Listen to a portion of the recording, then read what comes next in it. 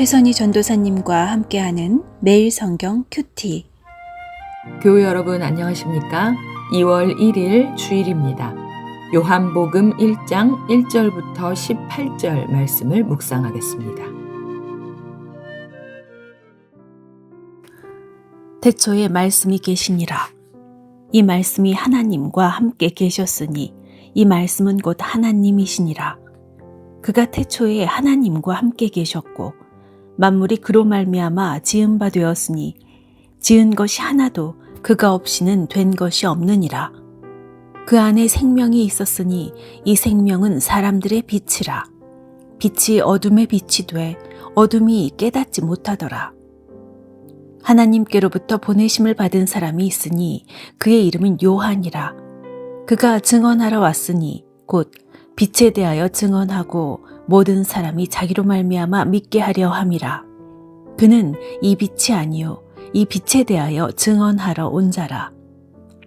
참 빛, 곧 세상에 와서 각 사람에게 비추는 빛이 있었나니 그가 세상에 계셨으며 세상은 그로 말미암아 지은 바 되었으니 세상이 그를 알지 못하였고 자기 땅에 오매 자기 백성이 영접하지 아니하였으나 영접하는 자, 곧 그 이름을 믿는 자들에게는 하나님의 자녀가 되는 권세를 주셨으니 이는 혈통으로나 육정으로나 사람의 뜻으로 나지 아니하고 오직 하나님께로부터 난 자들이니라. 말씀이 육신이 되어 우리 가운데 거하심에 우리가 그의 영광을 보니 아버지의 독생자의 영광이요 은혜와 진리가 충만하더라. 요한이 그에 대하여 증언하여 외쳐 이르되 내가 전에 말하기를 내 뒤에 오시는 이가 나보다 앞선 것은 나보다 먼저 계심이라 한 것이 이 사람을 가리킴이라 하니라. 우리가 다 그의 충만한 데서 받으니 은혜 위에 은혜로라. 율법은 모세로 말미암아 주어진 것이요 은혜와 진리는 예수 그리스도로 말미암아 온 것이라. 본래 하나님을 본 사람이 없으되 아버지 품속에 있는 독생하신 하나님이 나타내셨느니라. 본문 1절입니다. 태초에 말씀이 계시니라. 이 말씀이 하나님과 함께 계셨으니 이 말씀은 곧 하나님이시니라. 아멘. 태초에 라는 말로 시작합니다. 예수님은 태초에, 즉 세상이 만들어지기 전부터 하나님과 함께 계셨습니다. 예수님은 만물을 존재하게 한 바로 그 말씀이십니다. 생명 자체이시고 사람들의 빛이시죠. 요한은 예수님이 하나님이시라고 선언하고 있습니다. 시간과 존재와 역사의 근원이시며 주인이시죠. 4절입니다. 그 안에 생명이 있었으니 이 생명은 사람들의 빛이라. 아멘. 말씀에 대한 불순종으로 뒤틀어진 세상을 위해 말씀이신 예수님께서 오셨습니다. 혼돈하고 공허한 인생이 그래서 예수님을 만나면 어김없이 태초에 창조가 일어납니다. 예수님을 믿을 때 생명을 얻을 수 있고 예수님을 따를 때 어둠에서 벗어나 생명의 빛을 얻을 수 있습니다. 내 삶을 생명과 빛으로 채우는 방법은 창조주의자, 생명과 빛의 근원이신 예수님을 믿고 따르는 것입니다. 9절부터 11절 말씀을 읽어봅니다. 참 빛, 곧 세상에 와서 각 사람에게 비추는 빛이 있었나니 그가 세상에 계셨으며 세상은 그로 말미암아 지은 바 되었을 때 세상이 그를 알지 못하였고 자기 땅에 오매 자기 백성이 영접하지 아니하였으나. 아멘. 세상을 창조하신 예수님이 어두운 세상에 참 빛으로 오셨습니다.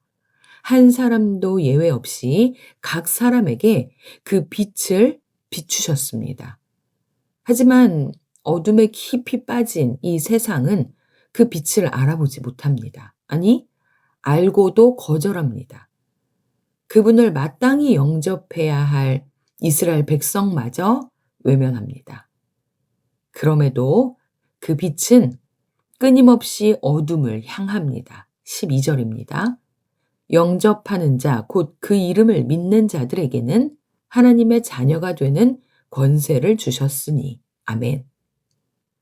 영접한다는 것은 예수님을 내 인생의 주인으로 받아들이고 예수님께 전인적인 충성을 다짐하는 것입니다. 그렇게 내 어둠을 인정하고 그분을 나 인생의 주인으로 모실 때 하나님의 자녀가 되는 권세를 주십니다. 하나님 나라의 상속자라는 지위뿐 아니라 하나님의 자녀로서 살게 하는 능력을 주시는 거죠. 14절입니다. 말씀이 육신이 되어 우리 가운데 거하심에 우리가 그의 영광을 보니 아버지의 독생자의 영광이요 은혜와 진리가 충만하더라. 아멘. 육신이 되신 말씀, 사람이 되신 하나님, 예수님 그분을 알아보고 영접한 사람들에게는 그분 안에 있는 영광을 볼 수 있게 됩니다. 사람과 같지 아니한 하나님의 아들이신 그분의 영광을 보게 되는 것이죠. 충만한 은혜와 진리를 발견하게 됩니다. 17절도 볼까요? 율법은 모세로 말미암아 주어진 것이요 은혜와 진리는 예수 그리스도로 말미암아 온 것이라. 아멘. 율법이 우리를 구원에 이르게 할 수 없고 율법이 모든 사람을 의롭게 하는 진리일 수 없습니다. 율법을 지으시고 완성하신 예수님만이 모든 사람을 죄인에서 의인으로 하나님의 자녀로 새로운 피조물로 회복시키실 수 있는 은혜이며 진리이신 거죠. 18절도 보겠습니다.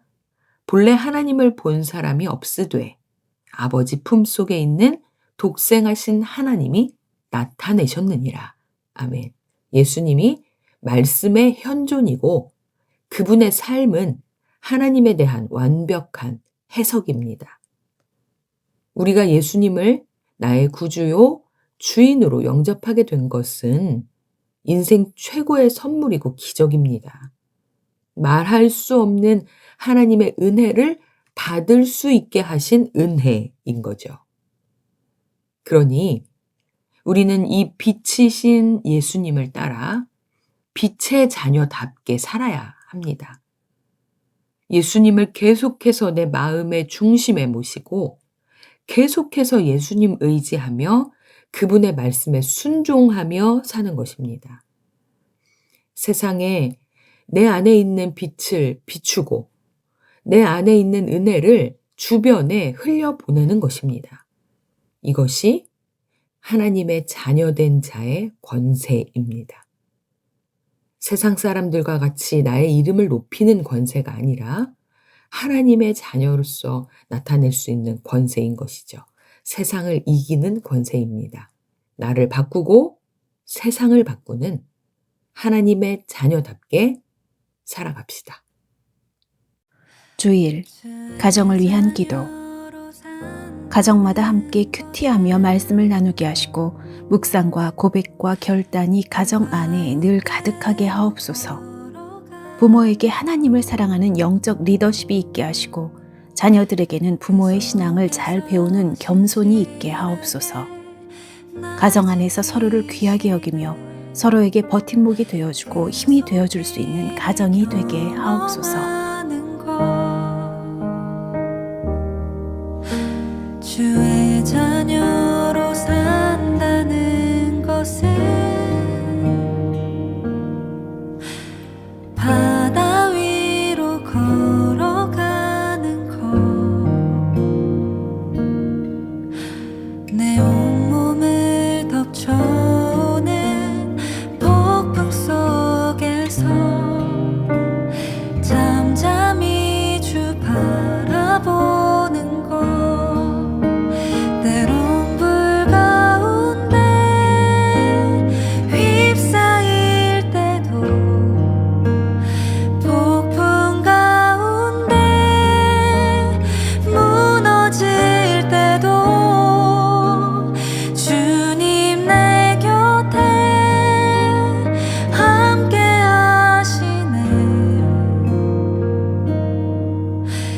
가장 가까이에 함께 하시네.